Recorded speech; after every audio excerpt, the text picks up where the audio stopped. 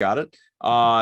Tyler's going, our man, our producer, Tyler. It's like, let's go, guy. Let's hurry up. We've partnered with Yahoo Fantasy this NFL season. We're bringing you some great offers. You can check out exclusive limited time offer. Gets you 1 free month of Awesemo Plus Platinum. To qualify, you need to be new to Yahoo. Set up an account via the link below. Deposit and play. It's that simple. Yahoo will send us your name after you play in your first paid contest. We will reach out via the email with your coupon. If you need immediate access, no big deal. Email Awesemo, support@awesemo.com, get you all set up. You can also claim a free $10 of site credit by clicking on the link in the video description. Get you everything you need to enter the Yahoo contest, including those Thursday night football ballers, for instance, which of course come around once a week, varying amounts. And make sure you use our DFS tools and projections designed specifically for Yahoo Fantasy. Give yourself the best shot at winning big. That's all the big stuff for you. So let's dive right in. We got you for the better part of an hour here. The Bears, the Packers, the Rams, the Cardinals, they're in prime time. So we're not going to spend time talking about those teams here during this show. Of course, the Colts, the Dolphins, the Eagles, and my Patriots, they have buys. So again, not a focus. And as we know, this guy's Vikings, they were winners last night against Pittsburgh. So it's on to the main slate. We begin with the quarterbacks where, unsurprisingly, Josh Allen is at the top of the heap. He is the highest price guy in the slate. No matter the position, he is the highest projected point total as well, coming in at about 23 projected points. He's $41, taking Tampa Bay on the other side. And old Tom Brady, we'll see if he can do his old Patriots a favor here in that one. And then I'll get to the other guys after that, but I think that it's a good place to start. Certainly the most interesting, having Josh Allen. The question obviously is, in better weather, can he rebound from the experience that he just had? Yeah, I hope so, because and I am going to drop down one quick second, because we have to talk about the quarterback position all encompassing here. And there's one guy that we just are going to see talked about from now until Sunday, and you're going to get sick about hearing him, but it's Taysom Hill. Taysom Hill is going to be the most popular quarterback. He's your cash game quarterback on every site. I don't care what site you're playing. Yahoo is the site I prefer that you play on, but Taysom Hill at $28 there is going to be a quarter round. He could be even higher round. He is your cash game quarterback. There's no way around it. Anybody who can rush for over 100 yards, and, again, Mark Ingram with the COVID deal, and we're looking at, maybe limited Alvin Kamara, his ability to just run a football, any of these starts. I mean, we're seeing a crazy amount of volume, and obviously he was very inefficient throwing against Dallas there, but they've had a decent enough secondary. Who doesn't have a good secondary? The New York Jets. So being this game specifically, there's just no way around it. Taysom Hill is your guy, but in tournaments, I'm with you, where Josh Allen, this is like the ultimate bounce back, remember me kind of a spot. It's a pass funnel defense that we're looking at here from Tampa. And if plays break down, I think that's when you really start seeing Tampa Bay being a team that you can actually move the ball on the ground. So Josh Allen, I'm very intrigued by at $41. Yes, it's a drastic difference. $13. I don't want to do it in cash. I'm not going to do it in cash between him and Taysom Hill, but we're talking about 1/5 of the rostership going to Josh Allen. And it's such an easy stack with Diggs, Gabriel Davis. That's really a guy that we're going to talk about as a value piece, because he's getting a crazy amount of involvement now over Cole Beasley, Emmanuel Sanders. I'm really liking what I'm seeing in terms of being able to get some exposure to some of these high-end quarterbacks, and Josh Allen, for sure, for me, is my favorite spend up if I'm going that direction.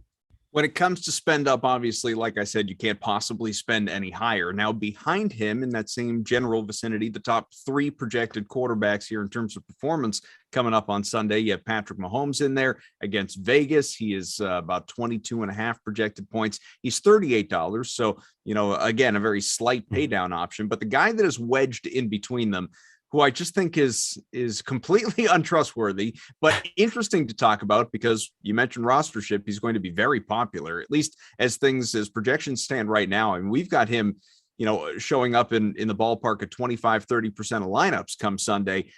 He's taking on the Jets. Taysom Hill. Taysom Hill, who is, I don't know, is he a quarterback? Is he a running back? Is he a receiver? Well, he does a little bit of everything, folks. Can he pick up the fantasy points, though, on Sunday is the question. And he's $28. He is significantly cheaper than those other two guys that I mentioned, and he is projected for about 22, 23 points. So what do you think?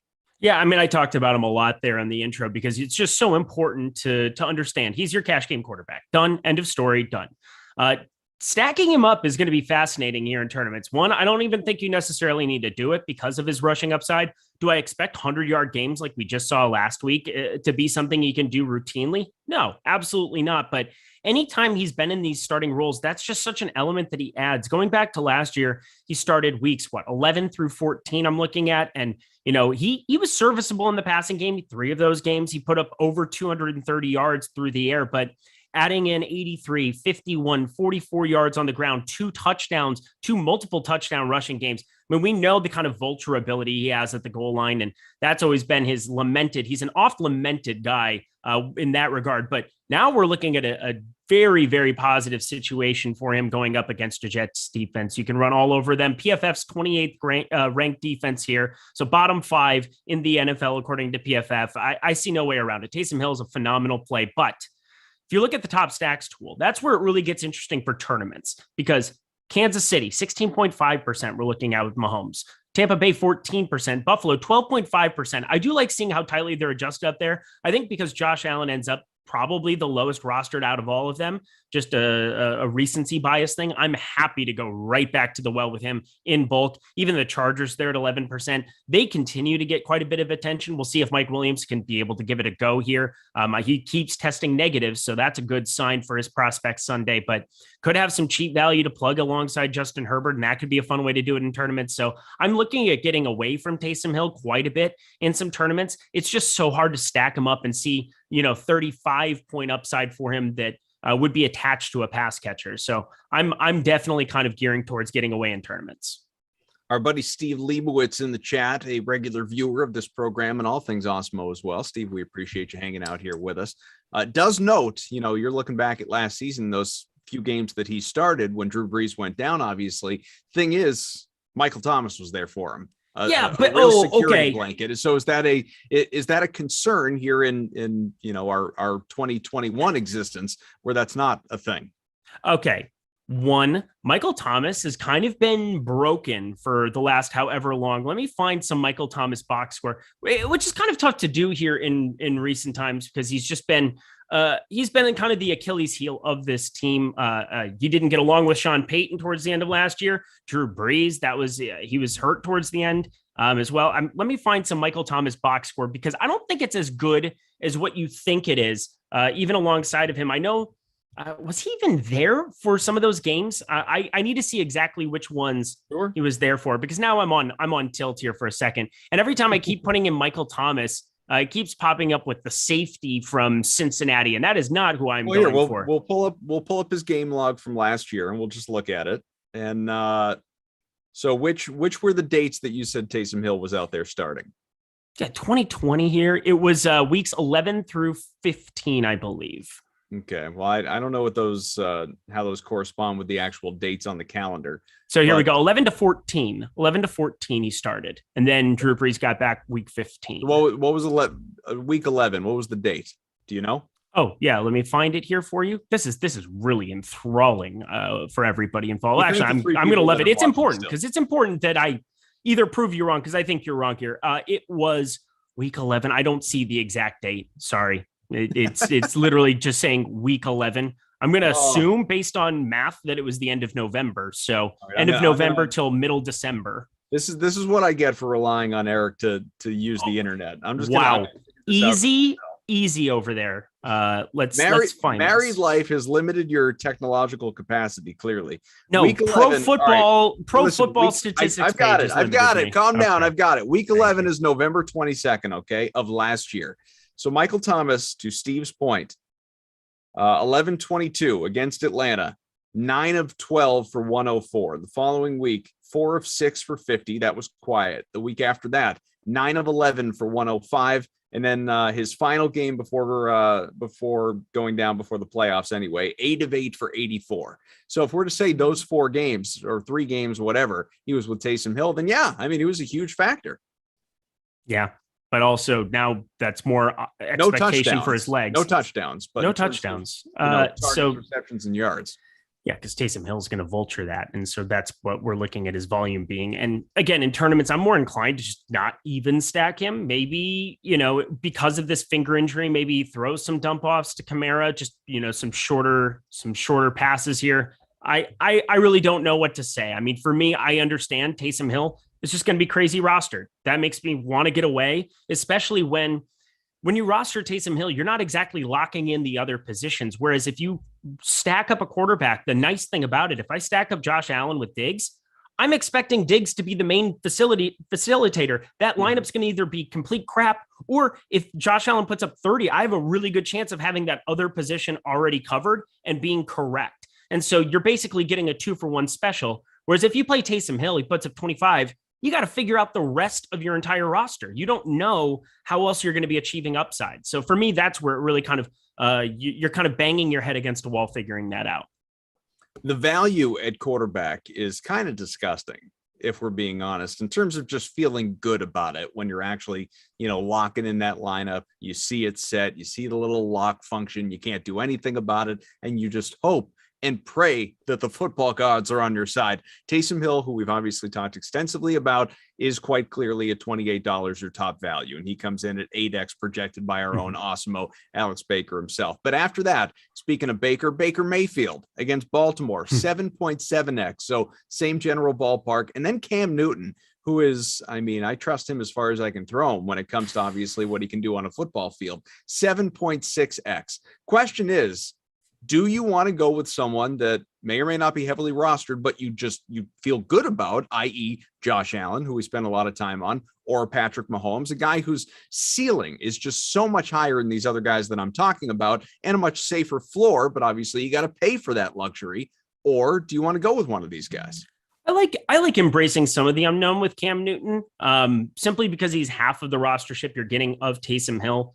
That's intriguing in itself. We know the kind of rushing upside he can have here too. Do I expect 5 for 21 like he had? He was abysmal against Miami. And sure, Miami's been playing a lot better on the defensive side of late. Obviously, they're on a nice little streak themselves. So Cam Newton going up against Atlanta. If there was ever a get right spot, it's going up against this Atlanta secondary and a new offensive coordinator, kind of the turnover that's going to exist there. I just think that there's a lot of upside there. And I definitely think there's a floor there as well. If you look at the boom bust tool for other sites, it is really, really obvious how Cam Newton could perform here in this spot, how he could also fail in this spot, but pretty easy pathway of stacking him up with DJ Moore. Robbie Anderson, I don't know what happened to him this entire season, whether it's been him or Darnold, hasn't mattered. He's just been so irrelevant here in this offense. And without CMC there, it makes it a very clear path, I think, to DJ Moore work. So I like getting to Cam Newton simply because of the rushing upside that exists. You have to expect some touchdown equity to go up in the absence of CMC. As much as they might rely on Hubbard and Amir Abdullah in the passing game, Cam Newton is definitely going to be a goal line attribute. He's proven to be so in his short stint there, obviously his first game back in Carolina. So I'm excited to try to take some shots. Just pay attention, because if he starts getting steamed up to the 15-20% route, I'm just going to be paying up to the top of the board, because you're just going to see all of these guys, Josh Allen, Patrick Mahomes, Tom Brady, Dak Prescott, Lamar Jackson, everybody coming in very undervalued.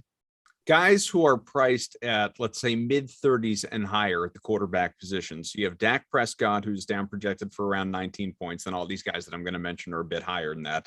Lamar Jackson, who obviously you talked about, Justin Herbert, Tom Brady, Kyler Murray, certainly, and then, of course, Mahomes and Josh Allen. So of that group, of those studs at quarterback, who do you feel best about? I don't really feel good about any of them other than Justin Herbert in that mid-range. I want to make Russell Wilson a thing. I don't feel good about it. And I'm going to try to make Russell Wilson a thing against Houston's secondary. This is just an abysmal football team.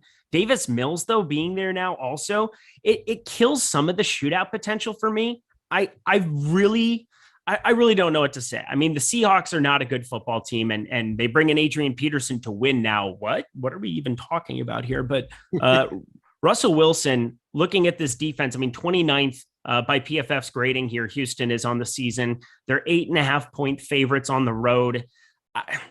I still feel like there's enough upside that I want to take some shots. And if he's going to be under 5%, you're going to get a Russell Wilson game eventually here. Maybe his hand can start getting back into shape here as it goes along. And, resting it is only, as time goes on, he's only going to get healthier in terms of that injury. He can lift his suitcases for when he leaves town.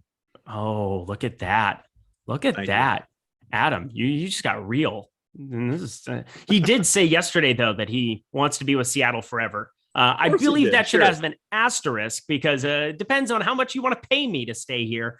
I could probably be intrigued to go a lot of places with my wife and figure things out. I was going to say, listen, man, you just got married. I mean, you stood there at the altar and said that you want to be with your wife for the rest of your life, and hopefully you do. But I mean, the percentages don't favor it. Dear God. I was just like, what word are we going to take? Russell Wilson right now. I want to be with Seattle forever. Jesus. Producer Tyler loves it. Next segment, please. Adam Kaufman just body bagging people and me. Why am I? I'm literally the bystander. Tyler off screen. I wish everybody else could see him. Oh man, he looks like a guppy. He's just like floundering around. You can't breathe. He can't breathe. Adam Kaufman. Yeah, give me the eyeball emoji in the chat, everybody. All of you guys, hey, everybody's hanging out here watching the Yahoo show. You're gonna be listening. Happy holidays, everybody! Happy holidays!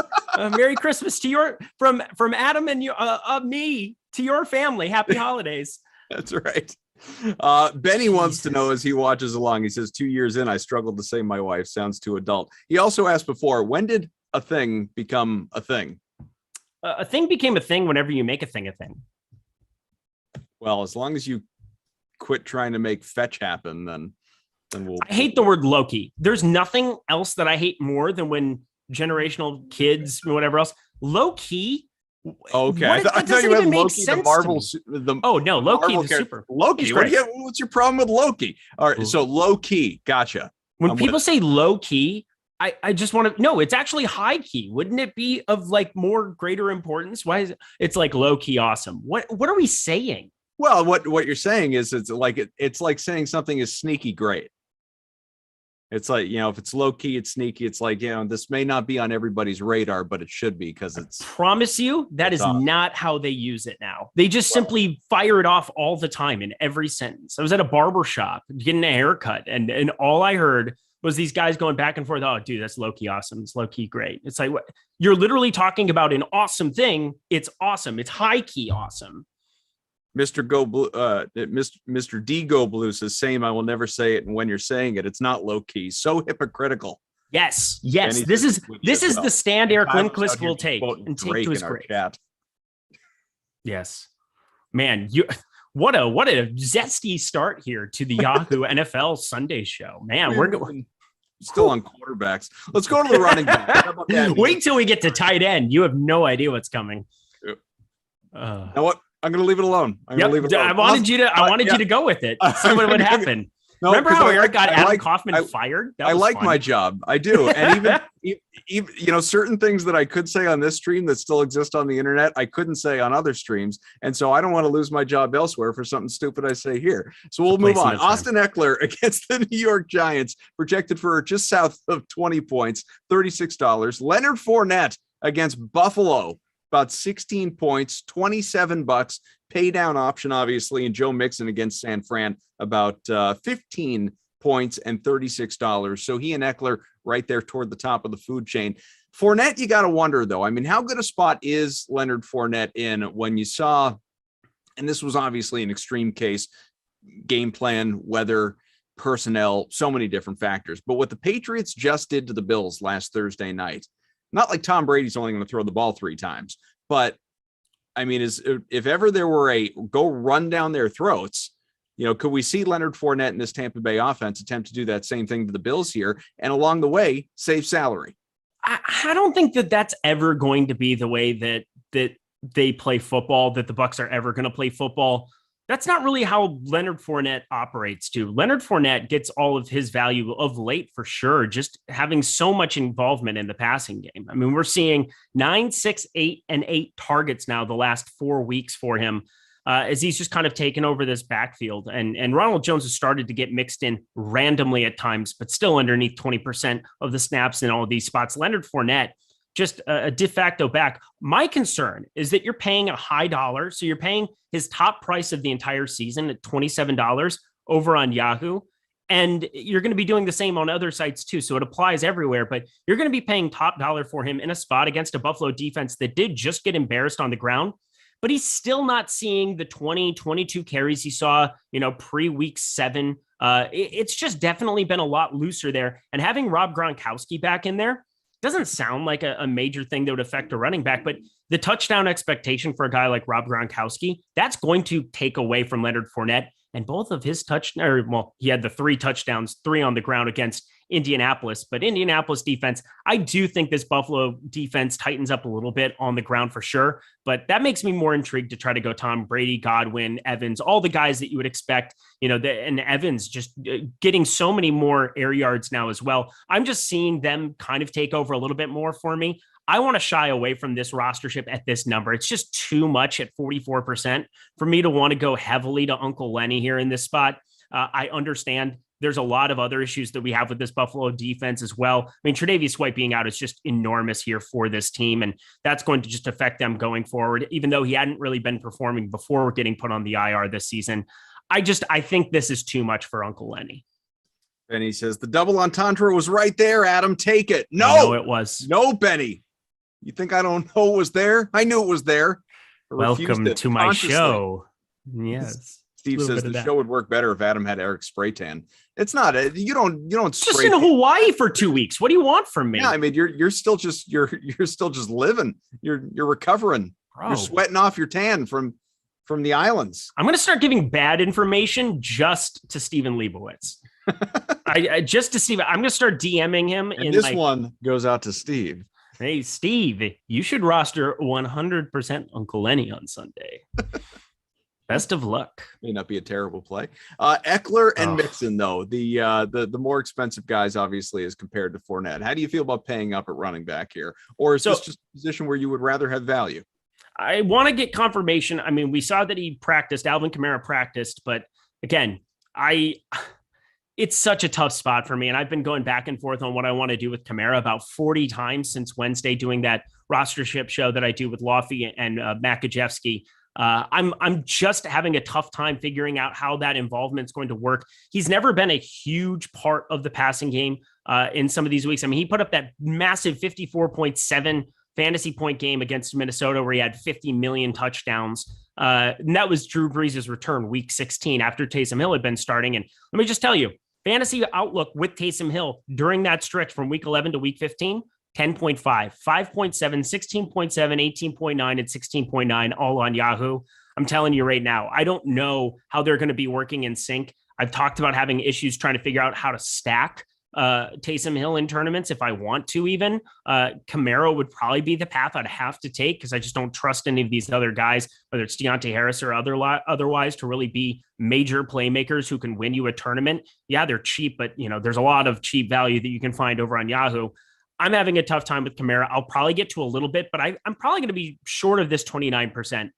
Josh Jacobs at $17 is just an egregiously low tag against a Kansas City defense that has been very gettable. They've tightened it up. They've tightened the screws here of late. They had a very opportune bye week that they've kind of started to turn it on and look more like the Kansas City team that we expected to see. The Kansas City team that looks like it's going to be facing your New England Patriots at some point, because those teams are just kind of destined to match up against each other now. But you're looking at an entire backfield, and Kenyon Drake wasn't on the field that much. I think it's being a little bit overhyped how much Kenyon Drake being out is going to impact Josh Jacobs, but it surely doesn't hurt him because Kenyon Drake mixed in anytime in like third down situations. They're still going to have Barber in there mixing in, but $17 is too cheap for any lead back who you're projecting to get 80% plus of the touches. So it's kind of a de facto play.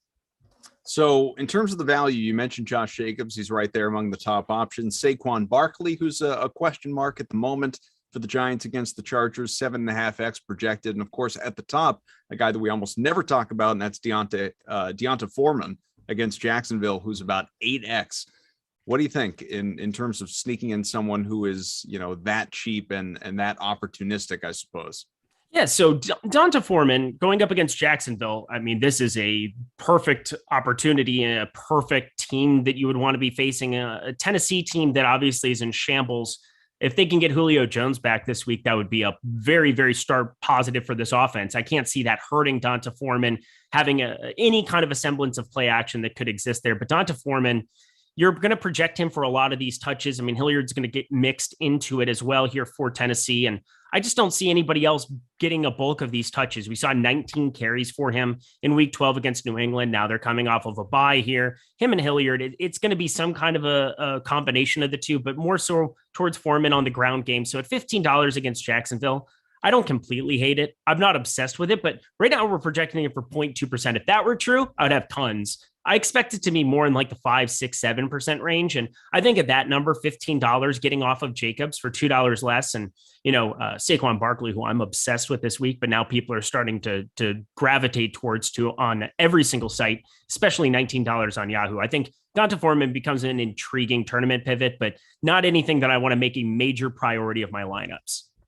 Guys, our Awesemo Plus NFL Express Weekly Pass, it's cheap. It's not even $4 a week. $3.95. Best way to introduce yourself, obviously, to the Awesemo Plus NFL and all the tools that are included, whether it's ownership rankings, our expert Slack channel. You can talk to guys like Eric, obviously, get you good advice, not the stuff that he's going to give Steve. Everything that we have to offer for a showdown, single game contest, obviously main slates like what we're discussing at the moment, lineup builder, fantasy cruncher. I mean, all the tools, they're endless. Boom bust, all of it, ownership rankings. It's all available to you for the low price of $3.95 a week. Honestly, check it out. You'd be doing yourself, a disservice not doing it, because play a cheap little head-to-head against a buddy. That's it. Win your money back for the week and then go and enter some tournaments and larger GPPs or larger cash games and chase those hundreds or thousands or $1 million, whatever it may be. But for $3.95 a week, what the heck? Give it a go. Start winning. Stop guessing. Join Awesemo Plus today. I don't know why you wouldn't, honestly, for the amount of information that we give you for free right here during these shows.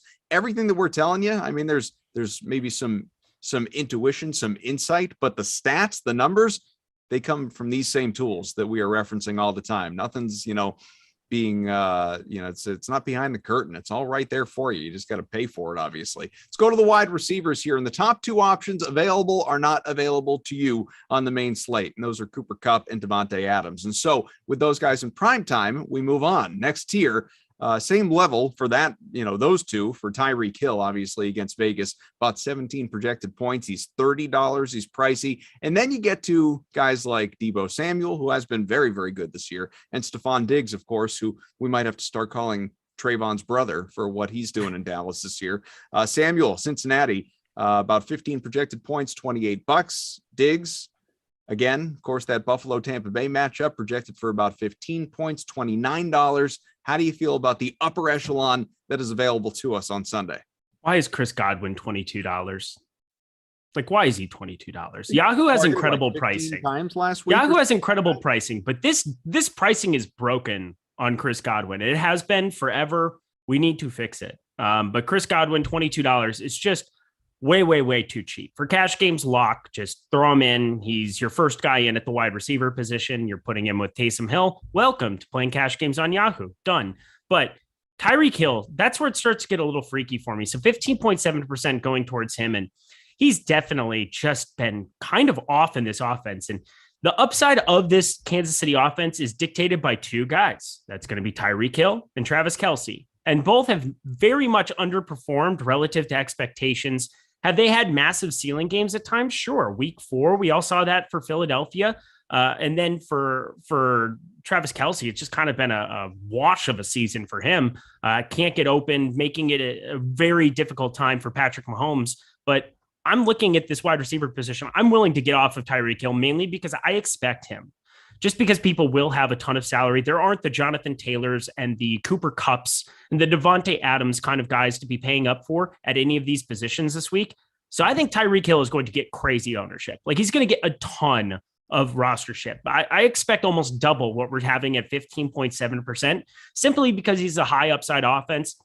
Does he have upside? Of course, Tyreek Hill has upside, but the downside in tournaments in a 1-week sample seems to be skewing me more towards shying away from him.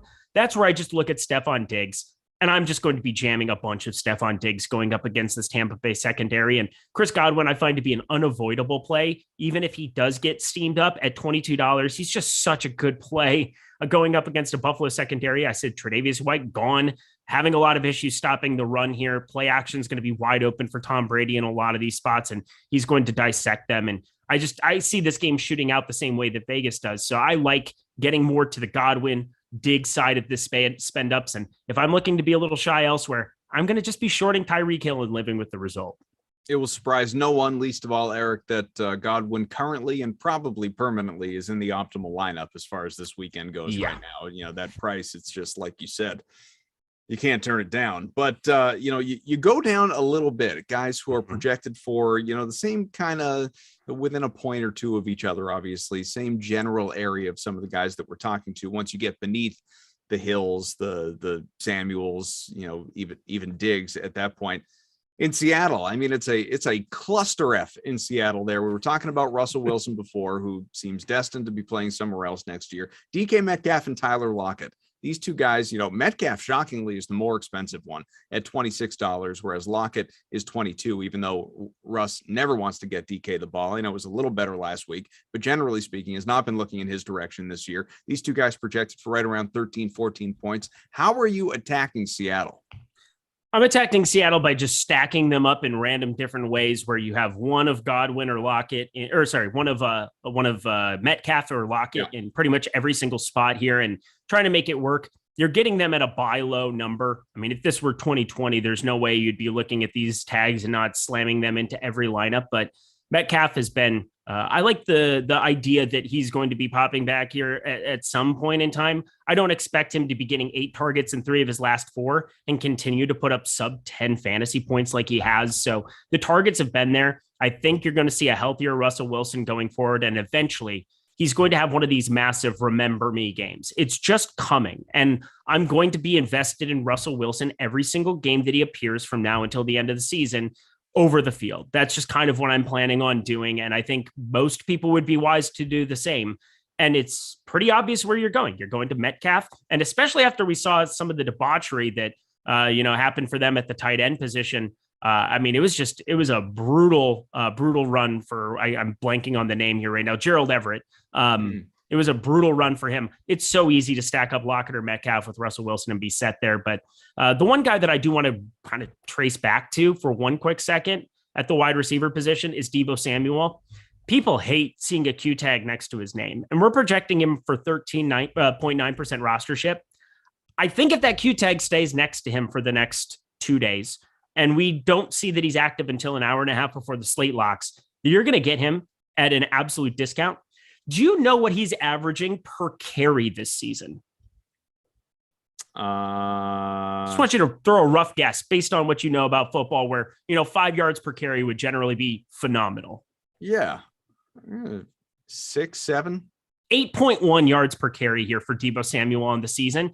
He's getting mixed into the passing game. Obviously, he was out week 13 with that groin injury, but 6, 8, and 5 rushing attempts, 66, 79, and 36 yards. He has 4 rushing touchdowns in his last 3 games. I mean, the guy is just a glorified jet sweep genius. You've got Shanahan calling plays and just doing a masterful job. Cincinnati that just got eviscerated there by the Chargers. And I just think that they could definitely just see this is like a sneaky shootout game for me. And Joe Burrow, I'm not like super stoked on, and Jimmy Garoppolo isn't going to project out well, but I really like the skill position players here, specifically if T. Higgins can give it a go here. Just been massive here of late as well. Him, Deebo Samuel, finding some cheap running backs here from San Francisco, trying to take shots on Hasty or whomever else you might be looking at, Jeff Wilson in the absence of Eli Mitchell. I like this entire game trying to find skill position players, and Deebo Samuel, the top of my priority list. In the same way that we're sitting here celebrating Chris Godwin's price tag, what in the world is CeeDee Lamb doing priced at $30? This is kind of a public sentiment deal. I think CeeDee Lamb, he's definitely had some box scores that are astounding, even alongside Amari Cooper, but he's basically priced to not have Amari Cooper there. And guess what? Amari Cooper is going to be there. Michael Gallup is back in the fray as well. And so that's a guy that has largely been relied on. And I said this coming into, I believe it was week 10 that he got activated. I basically said Michael Gallup is going to destroy Amari Cooper's value. And that's exactly kind of what's happened. Even, obviously he was gone week 11, week 12, but you look at the 2 weeks they played together, week 10 and week 13 for Amari Cooper, 7.1 and 5.1. Amari Cooper, $24, one of the easier write-offs for me, but CeeDee Lamb and Michael Gallup, going up against this Washington team, I had talked about Taylor Heineke on a different show where that's definitely going to be another quarterback. If I try to make anybody work in that mid-range, they got to have some kind of a rushing equity to them as well to compete with Taysom Hill, to compete with Cam Newton. Taylor Heineke can definitely provide that. He's an easy stack with Terry McLaurin, and you run it back with some of these guys, just like the same way that I look at Dak Prescott. He's a high upside option, somebody that isn't going to be running around the way that he used to post ankle injury, but pretty easy stack with CD Lamb. It's an overpay to be contrarian, but you're talking about CD Lamb sub 7%. That's always going to be intriguing. As far as value goes, some interesting names, guys, that aren't always in the value mix. You have Jarvis Landry against Baltimore, 8.2x. Brandon Cooks, who just, it's the quarterback situation. It's not Cooks. He's going against Seattle there, about 8x. And then Joshua Palmer, well, I'm not sure I'd ever heard of before just now, who was taking on the Giants, 7.2x. How do you feel about these guys? Yeah, so Josh Palmer, just shout out rookie. Looking at him being a piece that can get involved from time to time here. You're basically investing in Josh Palmer and investing in Guyton from the Chargers team based on this Allen and Mike Williams news. So Keenan Allen, I think he's pretty much going to be out no matter what now on Sunday. I don't think he's tested negative, even though he's vaccinated. And I believe Mike Williams has tested negative every single time here. And so he's got like one more day, I believe, of testing to get through. I don't know how everything is working here. I just know that come Sunday morning, you're going to know whether or not those guys are playing, because it's not like an injury that they need to test out pregame. Either they're in the football game and tested negative or they're out. It's going to be rapid testing and they're going to know. So I think Mike Williams is going to play. I think Keenan Allen's going to be out. That just opens up a wide receiver too. And, Guyton kind of has been more of a deep threat player. So Josh Palmer just becomes more of a de facto. If you're looking for some of the shorter A-dot routes here for Josh Palmer, that might be the guy who just 1-for-1 swaps in and plays the Keenan Allen role. Now, is he going to perform like Keenan Allen? I do not think so. I don't think none of us, nobody would be, saying something like that, but he's $10. He's at the floor. He's going to probably be a wide receiver 2 who's on the field a majority of the time with Guyton out there for 3 wide receiver sets. They can go to 12 personnel quite a bit with Cook. They even have Steven Anderson to rotate in, and Parham, XFL genius, Donald Parham. So I think they'll go to a lot of 12 personnel. So it's more of just an assumption of how do you think the Chargers are going to be calling plays for that game? I think they're going to be creative, but Josh Palmer, I expect to actually out-snap Guyton, even though Guyton's been on the field more previously.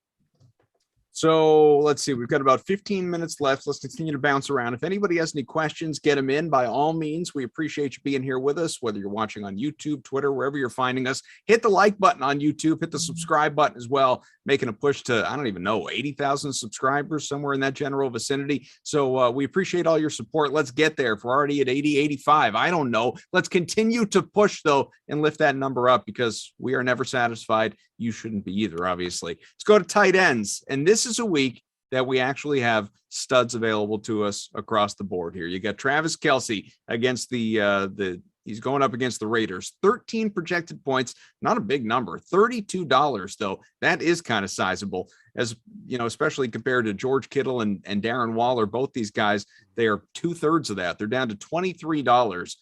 Kittle against the Bengals, Waller obviously the other side of that KC Vegas game. These two guys both projected right around a dozen points. So among these tight end studs, and as we talked about earlier, who doesn't love a good tight end? Who do you want? Oh, baby, I love tight ends.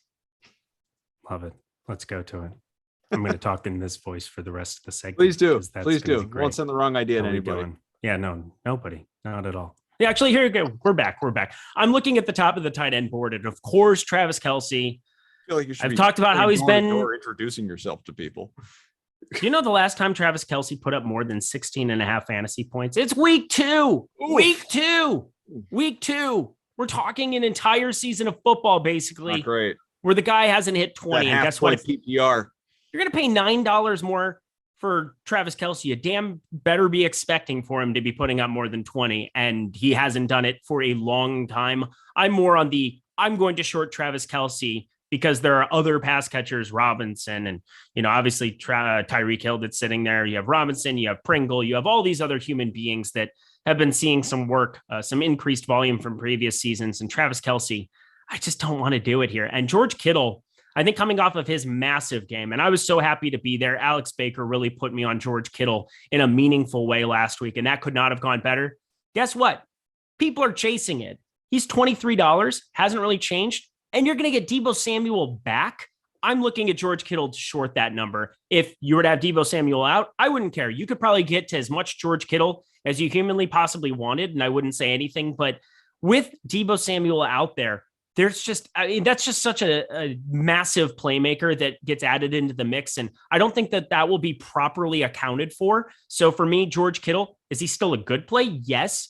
Do you still want to get a little bit? Yes, but I won't be looking at getting remotely close to 29.4%. That's such an easy fade for me.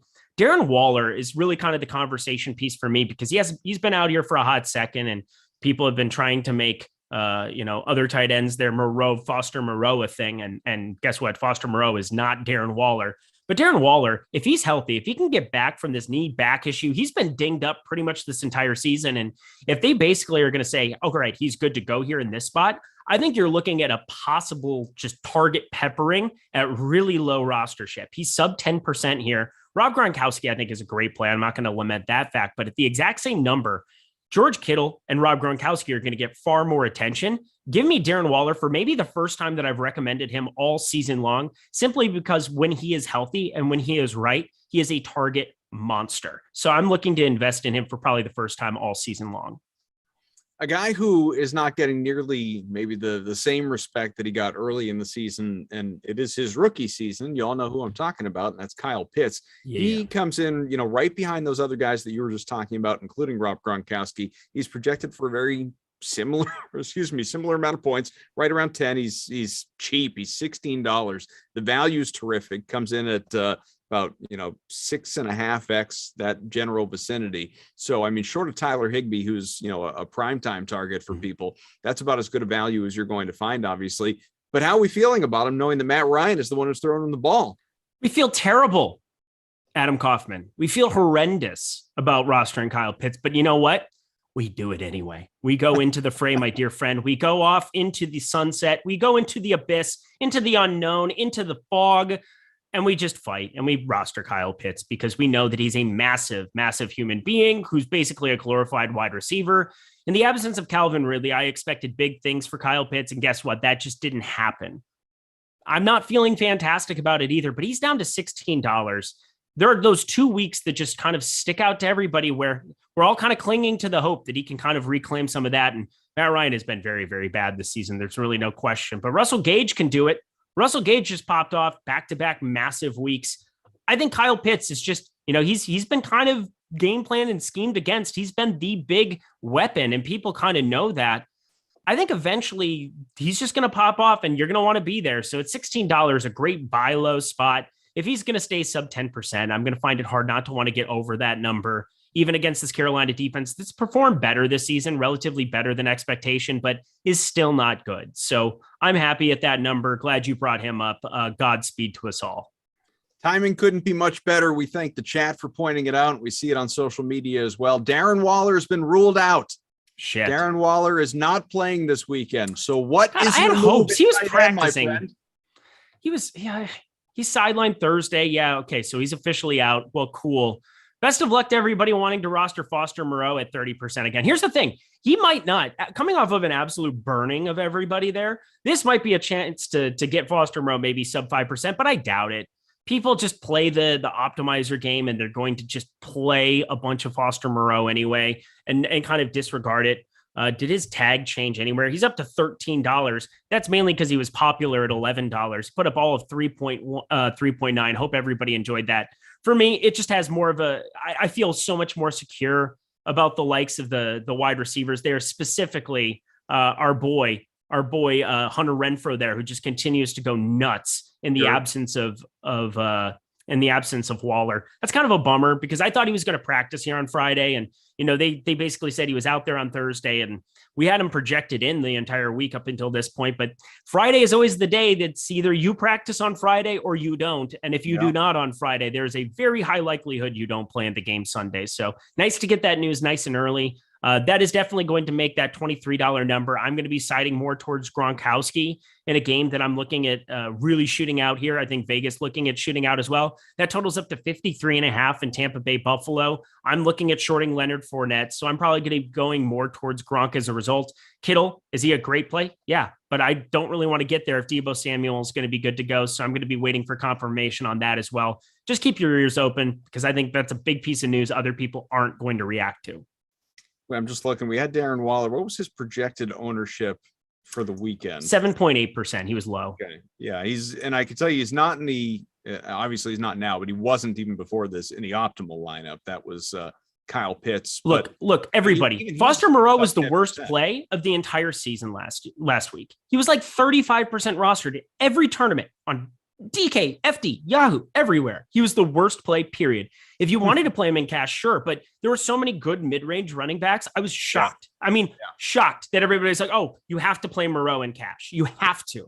And I just could not have possibly disagreed more just because you were able to get another upside player at a position. And that is never a bad thing to me. As much as I wanted to have JT, I was never fading Cooper Kupp, but as much as I wanted to have JT in my lineup, we had 15 running backs to pay up for. We don't have 15 running backs in that mid-range or whatever to get automatically into our lineups this week. So tight end's a little bit more of a premium, running back's more of a premium.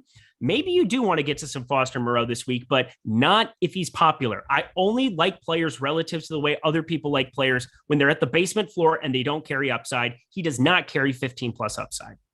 Some other value at tight end. Obviously, we talked about Pitts, and Moreau is going to become value, obviously, once everything is updated. But James O'Shaughnessy, and Jared Cook, a couple of these guys. What do you think of them? I like Cook a lot. So my case for Cook is basically, I talked about the 12 personnel. And again, I don't know what the Chargers really want to do in terms of what the game plan would be with with Keenan Allen in or out, Mike Williams in or out. I don't know what it's going to look like, but I got to know that Jared Cook is going to be on the field a lot. And Jared Cook is another great pass catching option when you need him to be. They just haven't needed him to be pretty much this entire season. And so I think you're looking at Jared Cook. Even Donald Parham is a guy that I'd be willing to take shots on just because of his goal line type ability. He's able to get a lot of touchdowns and haul those in, has done it, both at the XFL level, and now he's starting to do it a little bit at the NFL level. So I am happy to get to more of him just because I would expect that they would do some different things to get guys involved who are generally on the field a lot, rather than just playing a bunch of chalky Palmer or Guyton in the absence of either of them. Probably going to be more geared towards Cook. So I think Cook is the very secure play. The very, very, very volatile play is Parham there for the Chargers. But I mean, we're talking about Justin Herbert here, who I would call, this is going to be freaky to say, but I think he's the best quarterback in the NFL. So I'm willing to ride with the best quarterback in the NFL and having these pass catchers there. Gave him a real life eyes emoji when he said that, if I wasn't on camera, just so you guys all know. Yeah, something like that. Let's Mac Jones, number 2, right? Right, Adam Kaufman? Hey, maybe 1B even. I mean, guy goes out, he throws 3 passes in a game and wins. So, I mean, look, what more could you possibly want? You play to win the game. Duh. Let's look at the DSTs in the final few minutes we've got here. Packers, who are obviously a primetime target for the folks, are in the best spot across all defenses on this, this weekend anyway. But when it comes to the main slate, Chargers, very good play. Saints, Seahawks, same story. There is a price discrepancy here. You got the Chargers at 13, Seahawks at 14, the Saints between them at $20. Any chance you're going to pay up? Look, I've always been the advocate of not paying up for defense and just kind of avoiding some of these, these ridiculous overpays. But if you're going to be giving me the Saints at 7% going up against Zach Wilson, who confirmed not very good. He had a great first half. That was the best half of football Zach Wilson's played in the NFL last week. Didn't matter because he's still...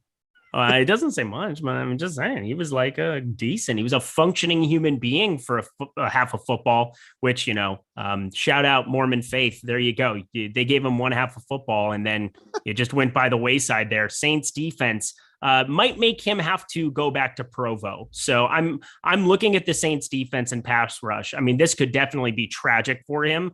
I want to be invested at 7%. If that starts trailing up again, it's just being so sensitive to how much they're going to be rostered. Like, does it change their upside? No, but it changes the number of times when it doesn't go well, which is a majority of the time where you're not going to have a defense put up 10, 12, 14 in the spot.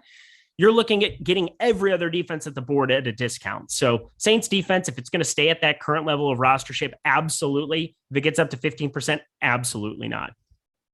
What about the value DSTs that are available to you? It's the same crew. It's the Chargers, the Seahawks right there at the top, and then the Jets, the other side of that game you were just talking about. How do you feel about a Jets value DST play? I don't think we're going to need the $1. I have my cash lineup built as of right now, which it's Friday afternoon. I did it simply for the sake of doing this show, just to like have an idea of the way construction and roster construction is going to look. It's going to have Austin Eckler. It's going to have Chris Godwin. It's going to have all these guys kind of thrown into the mix.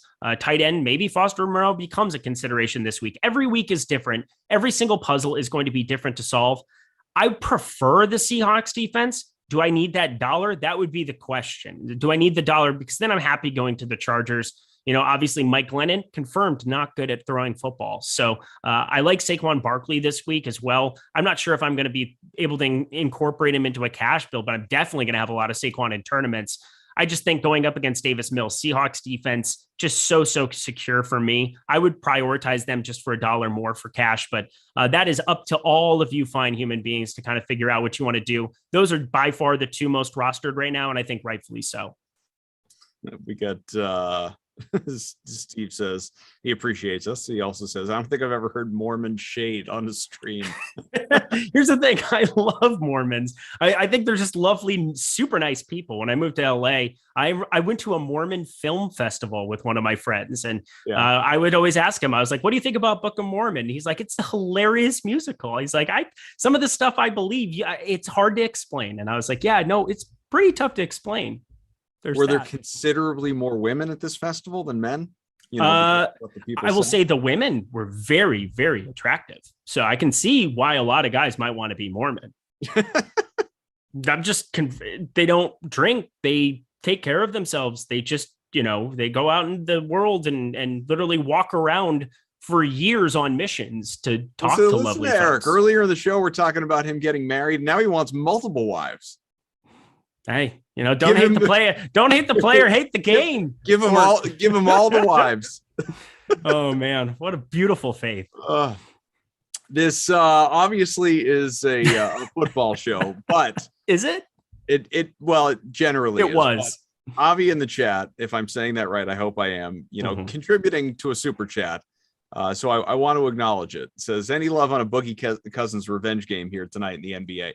Listen, Boogie's played for so many teams at this point that it feels like every game is a revenge game, but obviously his new Milwaukee squad has Houston. Eric is not in favor of it. If you come close. Okay. Yeah. It's a 9-game slate. There's no reason. If you're playing on Yahoo, it's a 7-game slate because they push back half an hour because we have NBA Live Before Lock, which I'll be on with Greg Ehrenberg.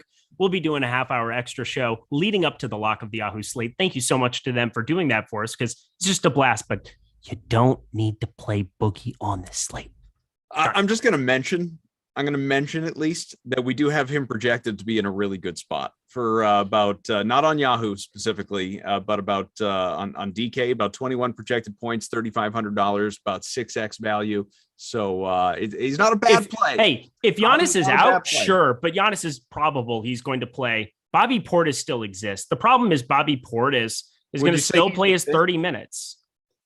Bobby Portis is a thing. Is that accurate? Bobby Portis is confirmed a thing. He is Nikola Mirotic's father. That is what Bobby Portis is. Okay, Aaron Rodgers owns the... Let's see who else we can offend on this stream in the last 2 minutes, Adam. What can we do? I've had a few that have come to mind, but I've skipped. I've continued. Yeah. I have too, except for that was actually fun. All right. At 5 o'clock, speaking of Avi, you should come on back. You got the NBA Deeper Dive. Won't be with us. It'll be with Laffy and Bearded Adam. So make sure you check that out. At 6 o'clock, NBA Live Before Lock. Eric will be here with Aaron Berg, as he mentioned, and then that's it. That's it for your Friday. So a couple more shows coming your way over the course of this Awesemo day here on YouTube, and we hope you have an Awesemo rest of your day. I've never said that before, and I don't know how long working for this company. How gross did it feel coming out? It was awful. It just felt natural. I had to do it, but that's about it. We thank you for watching. Hit the like, hit the subscribe, leave comments, and just be you, because you make all this possible. And we like coming back and spending time with you. Thanks to our producer, Tyler, who is out of the shade, out of the dark. He had his screen blacked out for a while. Lord knows what he was doing over there. But we're glad that he has, left the stream up long enough for me to continue rambling. Eric, always a pleasure, man. Oh, always a pleasure. I was born in the darkness. Molded by the... All right, we got to go. Bye. Perhaps he was wondering why to shoot a man before throwing him out of a plane. Oh, yeah.